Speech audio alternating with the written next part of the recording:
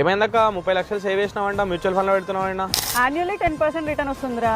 ఎక్కడో ఒక దగ్గర పెట్టాలి కదా, ఆయన అక్కడ కూడా రిస్క్ ఉందని చెప్పేసి ఇక్కడ ఎక్కడో ఒక దగ్గర పెట్టాలి కదా అని చెప్పేసి పెడుతున్నా. దాని బదులు నువ్వు ఓపెన్ ప్లాట్స్ అన్నా ఏదైనా రియల్ ఎస్టేట్ లో కన్సిడర్ చేయొచ్చు కదా అక్క. ఇప్పుడు లైవ్ గా నీకు హైదరాబాద్ రియల్ ఎస్టేట్ లో లాస్ట్ 10 years చూసుకుంటే ఎవ్రీ 3 years కి డబుల్ అయినాయి ప్లాట్స్ అన్ని. నీకు కంపారబుల్స్ లైవ్ కంపారబుల్ చేయాలనుకుంటే మహేశ్వరం శ్రీశైలం హైవే పైన 3 years బ్యాక్ 10,000 కొన్నాడు 25,000 కి అమ్ముతున్నాడు. కొంగరకొలం దగ్గర 8,000 కొన్నాడు 20,000 కి అమ్ముతున్నాడు.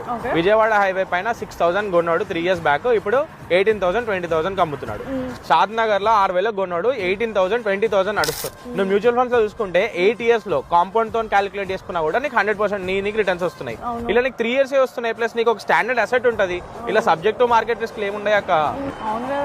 అయినో మీ అందరికి ఇన్వెస్ట్ చేయాలని ఉంటుంది అని అండ్ మ్యూచువల్ ఫండ్స్ ఫస్ట్ వచ్చే ఆప్షన్ అని.